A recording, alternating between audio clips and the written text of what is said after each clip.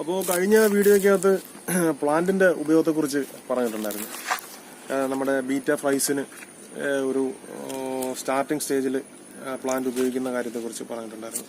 അപ്പോൾ ഉപയോഗിക്കുന്നതിന് മുമ്പ് എങ്ങനെ പ്ലാന്റ് കണ്ടീഷൻ ചെയ്യണമെന്നുള്ള കാര്യം അന്ന് പറഞ്ഞില്ല.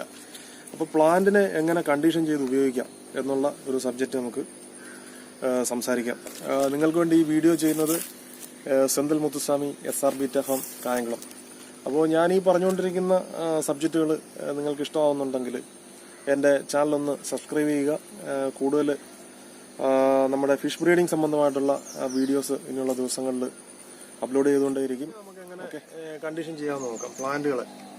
അപ്പോൾ പ്ലാന്റുകൾ സാധാരണയായിട്ട് ഇതുണ്ട്, നമ്മൾ കാണിച്ചോട്ട് പ്ലാന്റുകൾ ഇത് അടുത്തുള്ള കുളത്തിൽ നിന്നും തോട്, ആറ്, എവിടുന്ന് വേണേലും കളക്ട് ചെയ്യാം. ഈ കളക്ട് ചെയ്ത് കൊണ്ടുവരുന്ന പ്ലാന്റുകൾ അതിനെ നമ്മൾ കണ്ടീഷൻ ചെയ്യാതെ ഡയറക്റ്റ് നമ്മുടെ ടാങ്കുകളിൽ ഉപയോഗിക്കരുത്. അപ്പോൾ എങ്ങനെ കണ്ടീഷൻ ചെയ്യാമെന്നുള്ളതിന് പൊട്ടാസ്യം പെർമാംഗനേറ്റ് എന്ന് പറയുന്ന ഒരു മെഡിസിനാണ്. നമ്മുടെ എല്ലാ മെഡിക്കൽ സ്റ്റോറുകളിലും കിട്ടും. ഇത്രയും അളവിന് വേണ്ട 22 രൂപ മാത്രമേ വിലയുള്ളൂ. ഈ പൊട്ടാസ്യം പെർമാംഗനേറ്റിൽ അതിന് PP ട്രീറ്റ്മെന്റ് എന്നൊക്കെ നമ്മൾ പല ട്രീറ്റ്മെന്റുകളെ പറ്റി പറയാറുണ്ട്, മീനുകളെ ട്രീറ്റ് ചെയ്യുന്ന രീതി.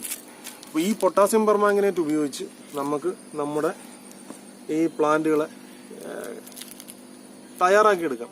കണ്ടീഷൻ ചെയ്യുമ്പോൾ അത് നാച്ചുറലായിട്ടുള്ള പ്ലാന്റുകളാണെങ്കിലും പുറത്തുനിന്ന് വാങ്ങുന്ന പ്ലാന്റുകളാണെങ്കിലും ബ്രീഡിങ്ങിന്റെ ആവശ്യത്തിന് നമ്മൾ സെലക്ട് ചെയ്യുമ്പോൾ വേരുകൾക്ക് നീളം കൂടിയ പ്ലാന്റുകളെ സെലക്ട് ചെയ്യുക. വേരുകൾക്ക് മാക്സിമം നീളമുള്ള പ്ലാന്റുകൾ വേണം സെലക്ട് ചെയ്യാൻ. ഇതിന്റെയൊക്കെ വേരുകൾ നല്ല താഴ്വശം ഒരു 1.5 അടി താഴ്ചയിൽ വരെ ഇതിന്റെയൊക്കെ വേരുകൾ എത്തും.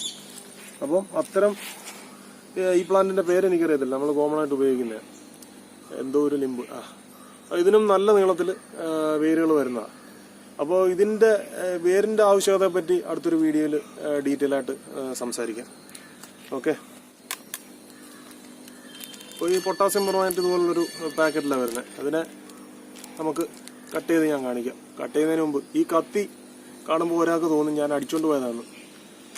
ഗിരീഷേട്ടന്റെ കത്തിയായത്. പണ്ടൊരു ദിവസം തന്നപ്പോൾ അറിയാതെ കൊണ്ടുവന്നേ, സോറി, ഇനി വരുമ്പോൾ കൊണ്ടുതരാം. അപ്പൊ ഇത് നമ്മുടെ ആലപ്പുഴ അക്വാ ഗാർഡൻസ് ഗിരീഷേട്ടനുണ്ടല്ലോ, പുള്ളിയുടെ വീട്ടിൽ ചെന്നപ്പോൾ ഒരു ദിവസം എന്തോ ഒരു ആവശ്യത്തിന് വന്നേ, പിന്നെ കൊടുക്കാൻ മറന്നത്. സ്ഥിരം ശീലമാണ്. അല്ല, ഈ സാധനമാണ് പൊട്ടാസ്യം പെർമാംഗനേറ്റ്.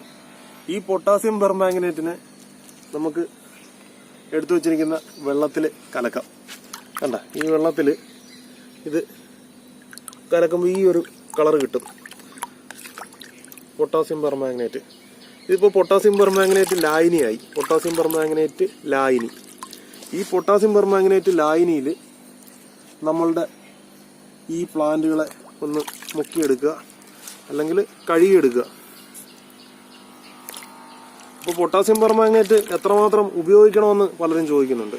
അപ്പോൾ ഞാൻ ഉപയോഗിക്കുന്ന അളവ്, ഞാൻ ഇതിന്റെ ഒരു പെർസെൻറ്റേജ് കണക്ക് കൂട്ടുന്നത് കണ്ട, ഈ വെള്ളത്തിലോട്ട് കൈ ഞാൻ മുക്കി വയ്ക്കുമ്പോൾ എൻ്റെ കൈവെള്ള വ്യക്തമാകുന്ന ഒരു കളർ, ഈ കളറിലാണ് ഞാൻ ഈ പൊട്ടാസ്യം പെർമാംഗനേറ്റിനെ എടുക്കുന്നത്. ഇപ്പോൾ നമ്മുടെ ബാക്ടീരിയൽ ഇൻഫെക്ഷൻ ഒക്കെ ഉണ്ടാകുന്ന മത്സ്യങ്ങളെയും ഈ വെള്ളത്തിൽ ട്രീറ്റ് ചെയ്യാം. അപ്പോൾ PP ട്രീറ്റ്മെന്റിനെ കുറിച്ച് അടുത്തൊരു ദിവസം സംസാരിക്കാം. അപ്പോൾ ഇതിനകത്ത് കഴുകിയെടുക്കുക.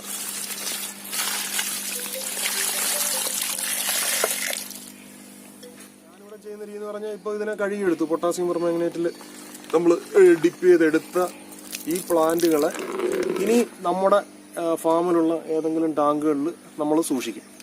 അപ്പോൾ അങ്ങനെ സൂക്ഷിച്ചിരിക്കുന്നതാണ് ഈ ടാങ്കുകളൊക്കെ. വേണ്ട, ഈ ടാങ്കിലൊക്കെ നമ്മൾ PP ട്രീറ്റ്മെന്റ് ചെയ്ത് വളർത്തുന്ന പ്ലാന്റുകളാണ്. ഈ പ്ലാന്റുകളെയാണ് നമ്മൾ ഡയറക്റ്റ് ആയിട്ട് എടുത്ത് നമ്മുടെ ബീറ്റ കുഞ്ഞുങ്ങളുടെ ടാങ്കിൽ ഉപയോഗിക്കുന്നത്. ഗോൾഡ് ഫിഷിന്റെ ബ്രീഡിങ്, ചില സമയത്ത് ഗപ്പിയുടെ ബ്രീഡിങ്, ഇങ്ങനെ പല പല മത്സ്യങ്ങളുടെ ബ്രീഡിങ്ങിനായിട്ട് ഈ പ്ലാന്റുകൾ നമ്മൾ യൂസ് ചെയ്യുന്നുണ്ട്. നമ്മുടെ ഫാമുകളിൽ അലങ്കാര മത്സ്യ ബ്രീഡിങ്ങിന് വേണ്ടി ഉപയോഗിക്കുന്ന പ്ലാന്റുകളുടെ കണ്ടീഷനിങ് തയ്യാറാക്കലിനെ പറ്റിയാണ് പറഞ്ഞത്. അപ്പോൾ ഈ വീഡിയോ നിങ്ങൾക്ക് ഇഷ്ടപ്പെട്ടിട്ടുണ്ടാകും എന്ന് കരുതുന്നു. അപ്പോൾ അങ്ങനെ ഇഷ്ടപ്പെട്ടിട്ടുണ്ടെങ്കിൽ എൻ്റെ ചാനലൊന്ന് സബ്സ്ക്രൈബ് ചെയ്യുക. എൻ്റെ പേര് Senthil Muthuswamy, SR beta farm, Kayamkulam. By.